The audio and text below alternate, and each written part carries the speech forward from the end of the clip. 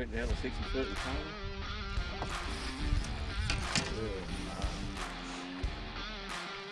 What's going on, guys? Today I'm going to show you a cool little modification on a hover rig that'll help you catch more bass and save money.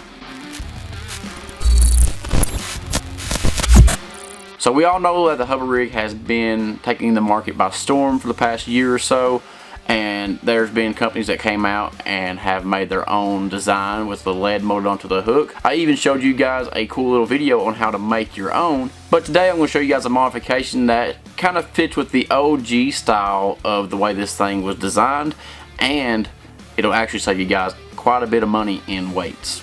So the first thing you guys want to do is find a hook that has a good keeper on it and one that is cheap. I actually found this pack right here on Amazon. It is a 1/0 size. I would recommend getting the 1/0 size or the 2/0 size, and I think it was like $5 or something like that on Amazon. I'm not 100% sure, but I will link it down in the description below for you guys. On this hook in particular, I did tie my own fluorocarbon keeper on it. It does take a little bit of time to do that, but it actually helps you keep your lure on there a little bit longer and helps keep that plastic from tearing. Along with that hook, I do recommend using a little bit beefier style soft plastic. I do like the 6 cents juggle minnow. Ben Milken uses it a lot. He calls it the hover juggle. But this lure right here actually has a pretty good kill in it, and the body's a little bit thicker than most others. If you're not familiar with how the hover rig is rigged, you want to come back about 1/4 inch to 3/8 of an inch back on the head of your minnow, and then you're just going to run it through backwards, so to speak. That way the keeper on the hook will not tear the soft plastic, but you can actually set it to where it'll hold a little bit better. We're just going to start back 1/4 inch, go through just past the barb, turn, go directly straight. You want, the biggest thing with this rig is you want to keep it straight as possible to help have a more natural fall.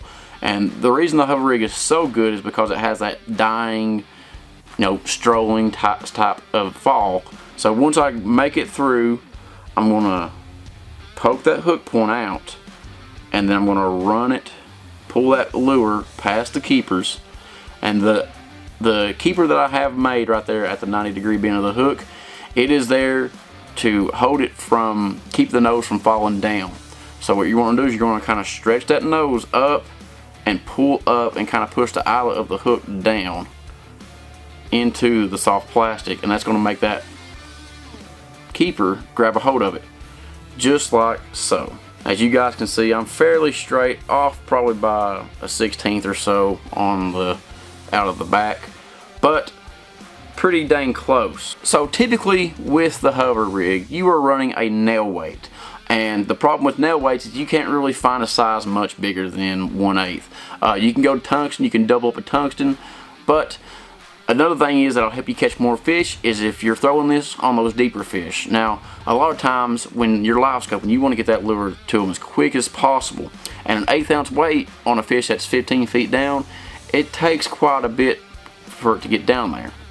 So, what we're going to do is you can take one of your nail weights, you can take a toothpick, something that you can create a cavity with, and what you're going to do is you're going to go through the nose and you want to run it down that keel and keep it straight as possible with the hook. And then once you get it in there a decent little ways, and as long as it's pretty straight, which I got fairly straight on this one, you want to pull it out. Now you have a cavity there that you need to put a weight in. And what I found, one, it keeps you from throwing weights, and two, you can actually go heavier because it's more prevalent in finding these drop shot weights that are 3/16, quarter, 5/16, all the way up to 1/2 ounce or however big you want to. So you got that cavity, and I have a 3/16 ounce weight here, so what I'm going to do is I'm going to wet my weight and then stick it in my cavity. That way it stays in there a little bit better. That right there is a pretty good hover rig with a heavier weight in it, so you can get down there and catch those fish that are a little bit deeper a lot faster. And once you tie on, you can actually take your tag line and clip it to your drop shot weight. That way when a fish comes up, he's not as likely to throw your weight off. Now you are still going to go through weights because drop shot, especially with the crimp on style snaps, they will cut your line and end up throwing your weight, but you go through a lot less weights this way. But that's all I have for you guys. I hope you guys enjoyed the quick little tip video on the hover rig or hover strolling. If you guys want to check out my other video on how to make your own hook where it's fixed on there, You guys can check that out. It's in the description. It's top right hand corner of the screen. But thank you guys for watching. Subscribe if you haven't already. And until next time, catch 'em big.